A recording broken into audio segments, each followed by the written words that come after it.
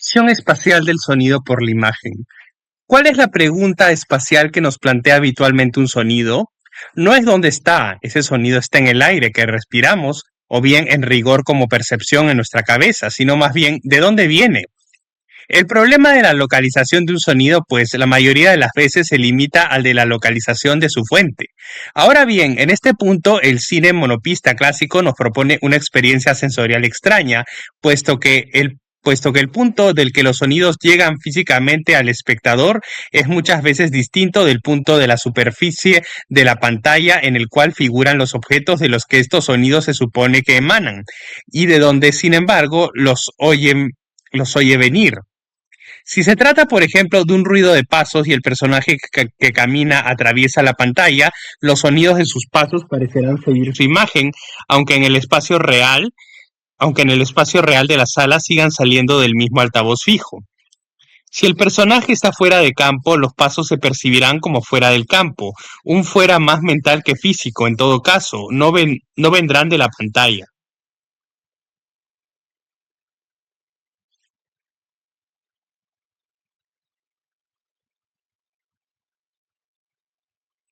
Mucho más, si en la sesión a la que asistimos el altavoz no está situado tras la pantalla, sino colocado en cualquier otro punto de la sala, proyección con equipo móvil o en un lugar al aire libre, driving, o incluso si los sonidos suenan en nuestra cabeza por medio de los auriculares, sesiones de cine en avión, estos sonidos no dejarán por ello de percibirse como emanados de la pantalla, y eso a pesar de la evidencia de nuestros sentidos que por simple análisis espacial, podrían establecer que vienen en realidad de otro lugar.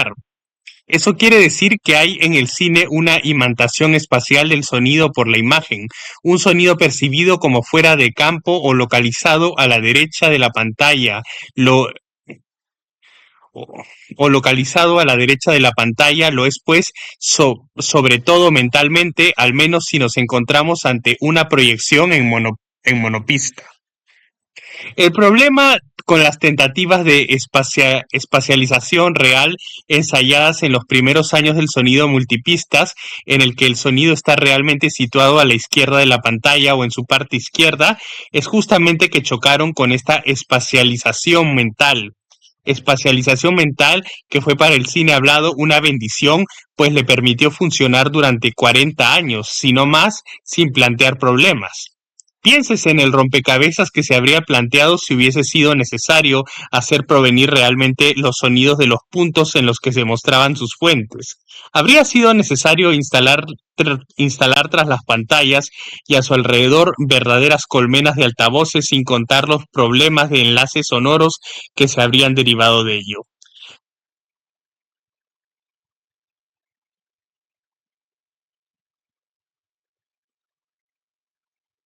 Con el manejo actual de Dolby, se ha aprendido la lección de esos ensayos de espacialización realista y de sus efectos de bastidor, véase más adelante, y las mezclas multipistas que se realizan son muy a menudo compromisos entre localización mental y localización real.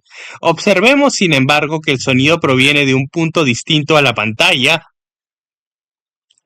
Observemos, sin embargo, que el sonido proveniente de un punto distinto a la pantalla no es imantable por esta última, salvo si conserva cierta fijeza espacial. Si se desplaza constantemente entre varios altavoces, será más difícil que la imagen lo absorba y conservará una fuerza centrífuga que le permitirá resistir a la atracción visual. Incluso en el caso clásico del altavoz único, existe, sin embargo, una dimensión sonora real a la que el cine parlante recurrió en sus inicios y que poco después abandonó, la de la profundidad, la del sentimiento de lejanía de la fuente, detectado por el oído a partir de indicios tales como un espectro armónico decolorado, el carácter difuminado y menos presente de las acometidas y de las transiciones, la mezcla entre sonido directo en sentido acústico y sonido reflejado, la presencia de reverberación, etcétera. A ese criterio de profundidad es al que se hacía referencia en las tentativas de perspectiva sonora reivindicadas por varias películas y analizadas por Rick Altman. Notemos, sin embargo, que esta perspectiva sonora no era tanto una verdadera profundidad que situase forzosamente la fuente del sonido detrás en relación con el plano de la pantalla, como una distancia interpretada por el espectador en diferentes direcciones según lo que éste veía en la pantalla y podía deducir sobre el lugar de la fuente. Dicho de otro modo, un sonido lejano puede interpretarse, según los momentos, como situado lejos hacia la izquierda del marco, lejos hacia la derecha, lejos hacia adelante, lejos hacia atrás, etcétera, siem- siempre pues según una localización que sigue siendo parcialmente mental. A esta localización mental, dictada más por lo que se ve que por lo que se oye, o más bien por la relación entre las dos cosas, podría oponerse pues la espacialización absoluta del cine multipistas.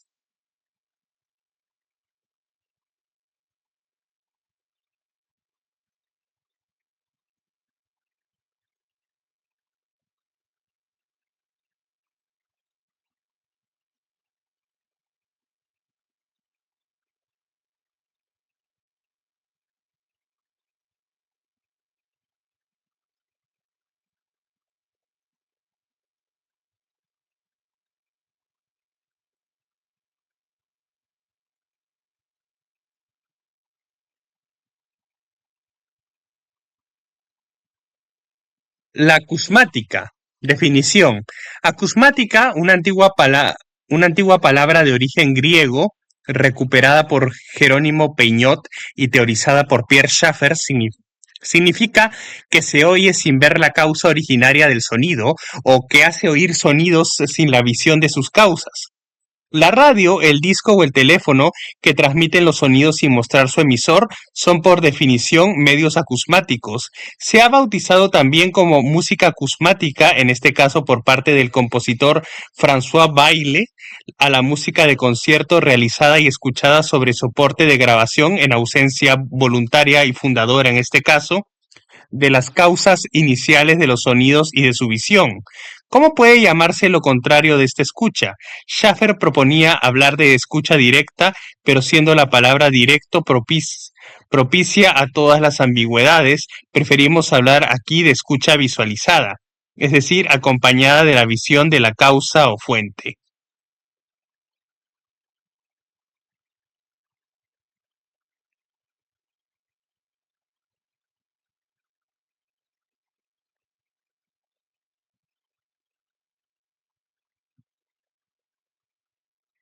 Visualidad, acusmática.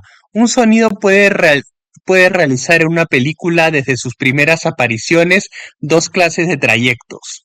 O es de entrada visualizado y seguidamente acusmatizado, o es acusmático para empezar y solo después se visualiza.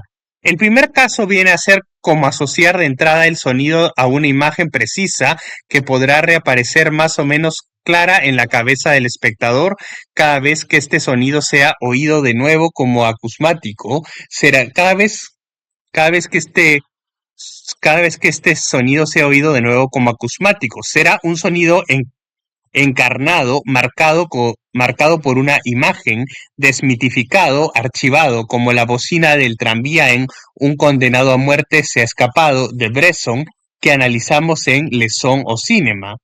El segundo caso favorito de las películas de misterio y de el segundo caso favorito de las películas de misterio y de atmósfera preserva durante mucho tiempo el secreto de la causa y de su aspecto antes de revelarla. Mantiene una tensión, una expectación y constituye, por tanto, en sí mismo un procedimiento dramatúrgico puro, análogo a una entrada en escena anunciada y diferida. Tartufo que regresa en la obra de Molière en el tercer acto.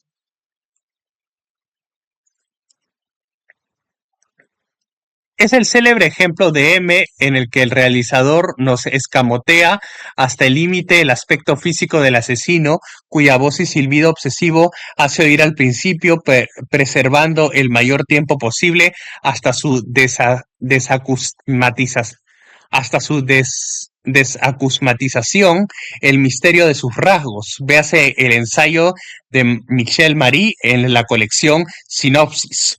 Un sonido o una voz conservados como acusmáticos crean en efecto un misterio sobre el aspecto de su fuente y sobre la misma naturaleza, propiedades o poderes de esta fuente, aunque solo sea por el escaso poder narrativo del sonido en cuanto a su causa. Es bastante corriente en las películas que ciertos personajes con aura maléfica, importante o impresionante sean casi introducidos por el sonido antes de lanzarse como pasto de la visión, desacusmatizados. Odile Larere ha observado, por ejemplo, en Confidencias de Visconti, que los intrusos que trastornan el acogedor universo del héroe, el viejo profesor, interpretado por Burt Lancaster, se presentan sistemáticamente por medio del sonido antes de hacerse visibles. En la oposición visualizado acusmático, es donde especialmente se apoya esta noción fundamental de la escritura audiovisual que es que es el fuera de campo.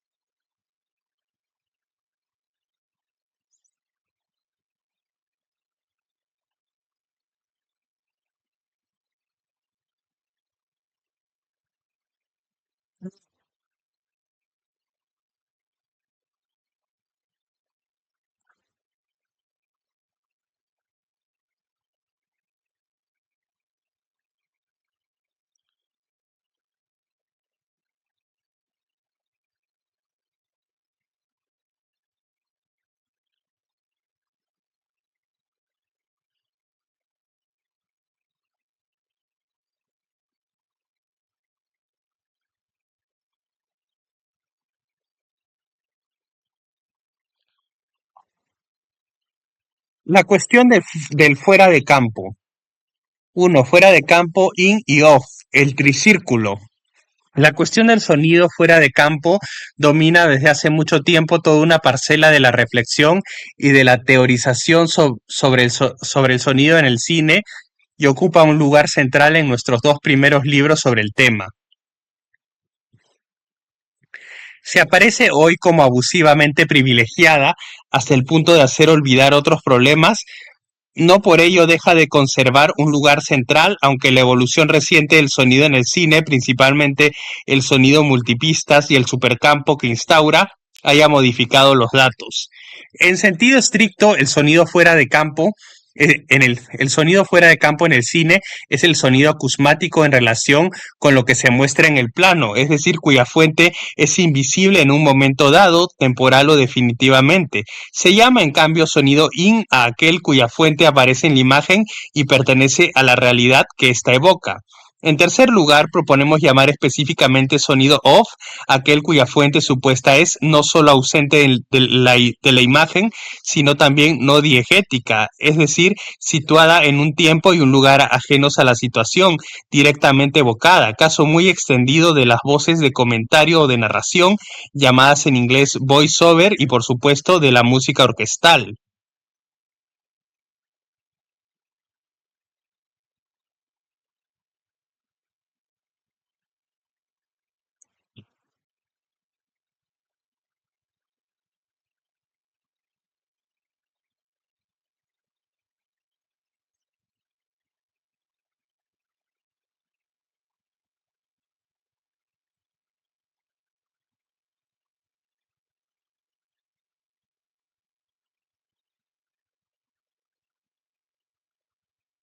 Las excepciones destruyen la regla.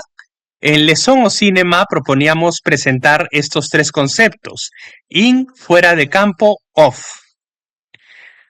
In, fuera de campo, off. Como las tres zonas de un solo círculo, cada una de las cuales se comunica con las otras dos. Este tricírculo es el que aquí reproducimos. Estos últimos años, la distinción in fuera de campo off, que procede de un análisis sencillo, ha sido a menudo denunciada como superada y reductora y se ha empezado a criticar cada vez más directamente en nombre de las excepciones y de los casos particulares que parece no tomar en cuenta. Por ejemplo, ¿dónde hay que situar los sonidos, generalmente las voces, emanados de aparatos eléctricos situados en la acción y que una imagen puede implicar o hacer aparecer? Aparatos telefónicos, altavoces de radio o de sonorización. Zonas cromáticas fuera de campo, frontera in.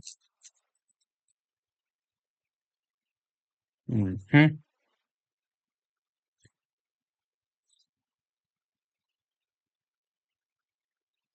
¿Qué hacer además con el caso en que el personaje presente en la escena habla de espaldas a nosotros, de modo que en sentido propio no le vemos hablar?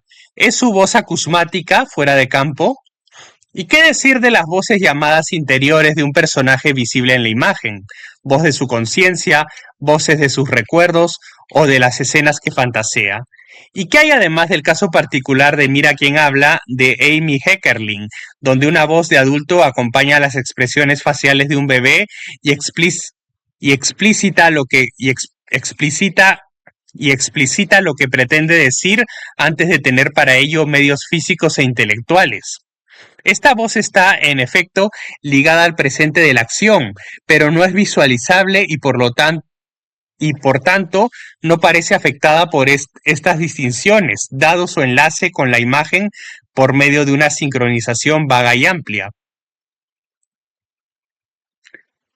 Finalmente, ¿dónde se colocarán los sonidos de ambiente global, tales como los cantos de pájaros y el ruido del viento, oídos, por ejemplo, en los exteriores en plena naturaleza, y que sería ridículo caracterizar como fuera de campo, bajo pretexto de que no se ve a los pájaros piar o al viento soplar? Estas excepciones pueden parecer turbadoras. Para nosotros, sin embargo, no invalidan el interés de una distinción in fuera de campo off y de una divergencia fundamental acusmático visualizado.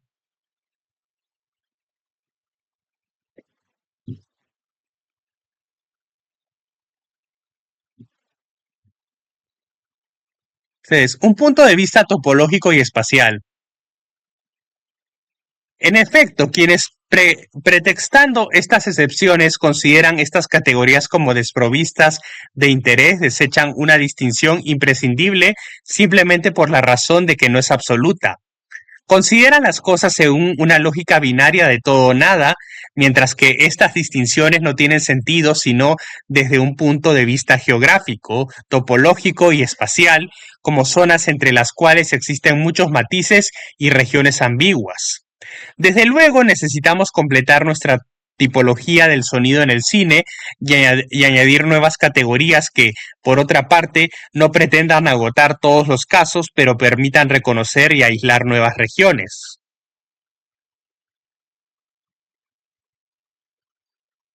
4. El sonido ambiente, sonido territorio. Se llamará sonido ambiente al sonido ambiental envolvente que rodea una escena y habita su espacio sin que provoque la pregunta obsesiva de la localización y visualización de su fuente. Los pájaros que cantan o las campanas que repican. Puede llamárseles también sonidos territorio porque sirven para marcar un lugar, un espacio particular con su presencia continua y extendida por todas partes.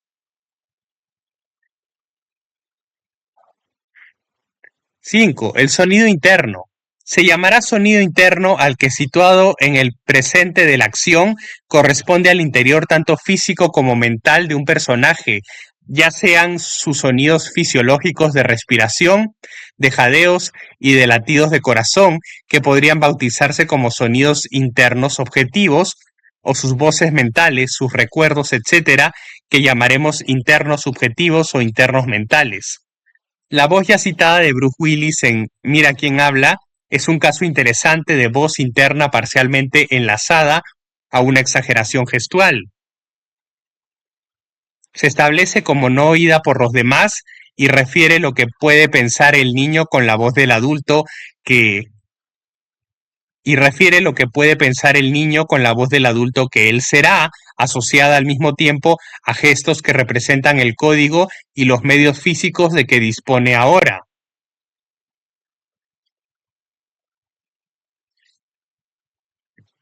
6. El sonido on the air. Llamamos sonidos en las ondas, on the air, a los sonidos presentes en una escena, pero supuestamente retransmitidos eléctricamente por radio, teléfono, amplificación, etcétera, y que escapan pues a las leyes mecánicas llamadas naturales de propagación del sonido. Cada vez más empleados, cada vez más empleados, estos sonidos de televisión, de autorradio o de interfono adquieren en las películas en las que se utilizan un estatus particular autónomo. Se dan a oír al espectador, sea en pleno marco, claros y nítidos, como si el altavoz de la película estuviese directamente conectado a la radio, al teléfono o al tocadiscos evocado en la acción, sea en otros momentos localizados en el decorador, localizados sea en otros momentos localizados en el decorado por rasgos acústicos que producen un efecto de distanciamiento, de reverberación y de coloración por los altavoces, etcétera, con una infinidad de degradados entre estos dos extremos. Estos sonidos on the air, situados en el principio en el tiempo real de la escena, atraviesan, pues, libremente las barreras espaciales.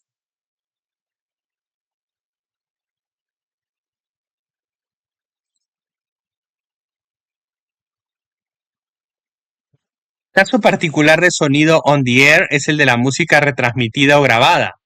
El sonido de la música on the air atravesará más o menos las zonas in, off, fuera de campo y se situará aproximadamente para el espectador como música de pantalla o música de foso, según, en efecto, el peso particular otorgado por la realización, mezcla, ajuste de nivel, filtrado, condiciones de grabación de la música, ya sea en la fuente inicial del sonido, la realidad de los instrumentos que suenan o de las voces que cantan, o ya sea por el contrario, en su fuente terminal, el altavoz presente en la acción, que se deja sentir materialmente por medio de filtrajes, ruidos parásitos, resonancias, etc. Las road movies, tales como Rain Man de Barry Levinson, juegan sin cesar con esta oscilación. Pero ya en 1975, American Graffiti de George Lucas, con ayuda del especialista en sonido Walter Murch, explora todo el abanico de las posibilidades entre estos dos casos extremos a partir de una situación muy sencilla. Los personajes se desplazan en coche en un círculo geográfico limitado y sintonizan la misma emisora radiofónica de rock. El mismo problema se encuentra en los diálogos presentados en la diégesis en forma de grabación. ¿Nos remiten al momento de su producción o al momento de su escucha? Imaginemos una escena cinematográfica en la que un hombre escucha una entrevista en el magnetófono, o bien la calidad técnica directa, inmediata, presente, otorgada al sonido escuchado, intenta devolvernos a la circunstancia de la toma de sonido, o bien el color particular del material sobre el que se oye el sonido y la acústica del lugar de audición se subrayan intensamente trasladándonos al momento en que se oye la grabación. En una secuencia del reportero en la que Jack Nicholson escucha la grabación de una conversación que ha mantenido con un conocido, Antonioni nos hace bascular de una posición a otra e introduce así un flashback. La entrevista escuchada por Nicholson se actualiza e introduce la escena en la que tuvo lugar.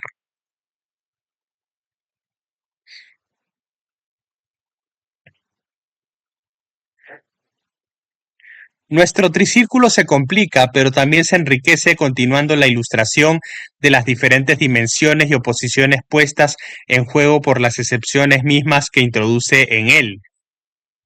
Por las excepciones mismas que introduce en él, la oposición acusmático visualizado, la oposición objetivo subjetivo o real imaginado, la diferencia pasado presente futuro.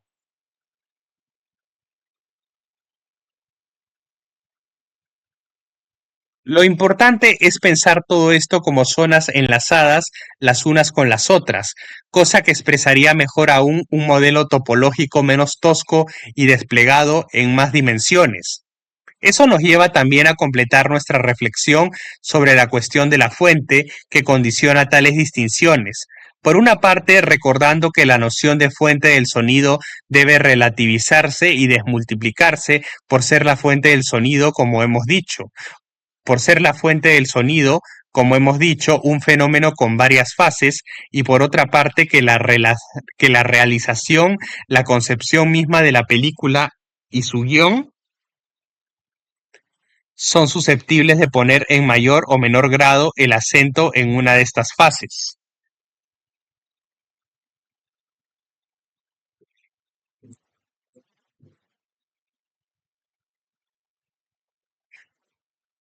7. Lugar del sonido y lugar de la fuente. Sonido y fuente Sonido y fuente del sonido son, en efecto, desde el punto de vista espacial, dos fenómenos distintos. En una película puede ponerse el acento en uno o en otro, y la cuestión del campo y de fuera del campo se plantea entonces de manera diferente según lo que se designa al espectador como situado en la imagen o fuera de ella. El sonido o su causa. Dado que estas dos cuestiones muy distintas se confunden casi siempre en una sola, pueden producirse malentendidos. Pero ¿no está también inscrita esta confusión en el corazón de nuestra experiencia misma como un turbador foco de problemas? Por ejemplo, el ruido de un tacón que golpea el suelo en una habitación muy reverberante tiene una fuente muy puntual, pero en cuanto sonido, como aglomerado de diversos reflejos sobre diferentes paredes, puede llenar tanto volumen como contenga la habitación en la que resuena, mientras que la fuente de un sonido puede, en efecto, localizarse, aunque no siempre lo sea. El sonido en sí mismo es por definición un fenómeno que tiende a extenderse como un gas a todo el espacio disponible.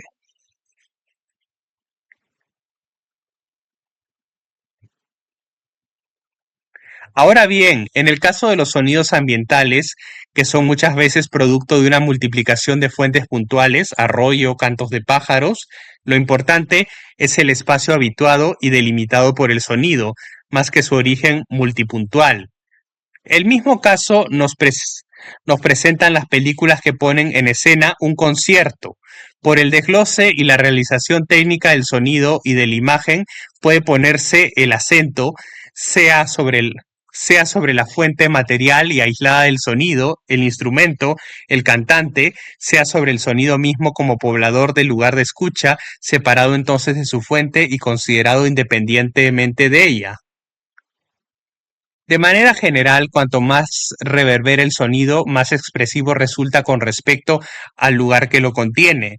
Cuanto más seco, más susceptible es de remitir a los límites materiales de su fuente, representando la voz aquí un caso particular, puesto que por el contrario, cuando se la priva de toda reverberación y se oye muy de cerca, es cuando cinematográficamente es capaz de ser la voz que el espectador interioriza como suya y la que al mismo tiempo toma totalmente posesión del espacio diegético, completamente interna e invadiendo a la vez todo el universo. Es lo que hemos llamado la voz yo, objeto de un capítulo particular de la voix o cinema. La voz la voz debe este estatus particular, por supuesto, a que es por excelencia el sonido que nos llena proviniendo de nosotros mismos. Pero en este juego del campo y del fuera del campo y del fuera de campo, la música de acompañamiento representa también una forma de excepción confirmadora de la regla general. La excepción de la música, música de foso y música de pantalla. Llamaremos música de foso a la que acompaña a la imagen desde una posición off, fuera de lugar y del tiempo de la acción. Este término hace referencia al foso de la orquesta de la ópera clásica. Llamaremos música de pantalla, por el contrario, a la que emana de una fuente situada directa o indirectamente en el lugar y en el tiempo de la acción, aunque esta fuente sea una radio o un instrumento fuera de campo. Todo esto que hemos desarrollado en los capítulos de Leçon o Cinema dedicados a la música corresponde a una distinción observada desde hace mucho tiempo, pero bautizada hasta hoy con nombres diversos. Algunos hablan de no diegética para la primera y de diegética para la segunda, de música explicativa para la primera y actual para la segunda, de música subjetiva y objetiva, etcétera. Nosotros preferimos, por nuestra parte, recurrir a denominaciones que, sin prejuzgar la posición subjetiva de esta música en cuanto a la situación mostrada, consideran siempre el lugar donde se emite. Por otra parte, una música inscrita en la acción, como en Abschied de Siodmak, el pianista vecino de los protagonistas, cuya música acompaña y puntúa sus estados emocionales, puede en efecto ser tan explicativa como una música en off. La ventana indiscreta de Hitchcock es su demostración permanente.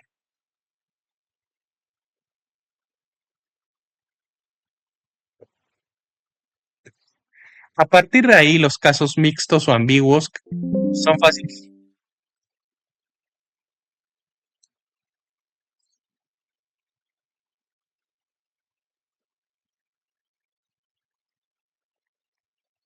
A partir de ahí, los casos mixtos o ambiguos son fácilmente localizables y delimitados. Caso en que la música de pantalla encaja en una música de foso de orquestación más amplia. Alguien toca el piano en la acción y la orquesta de foso lo acompaña, como en las comedias musicales o Un rey para cuatro reinas de Raoul Walsh.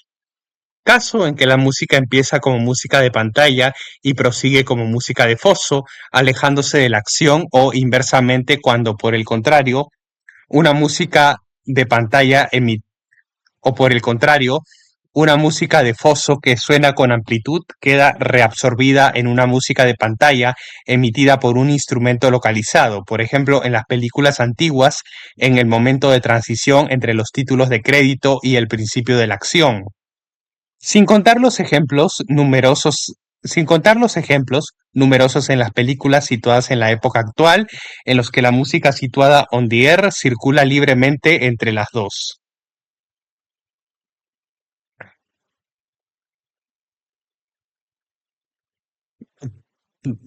La música como plataforma espaciotemporal.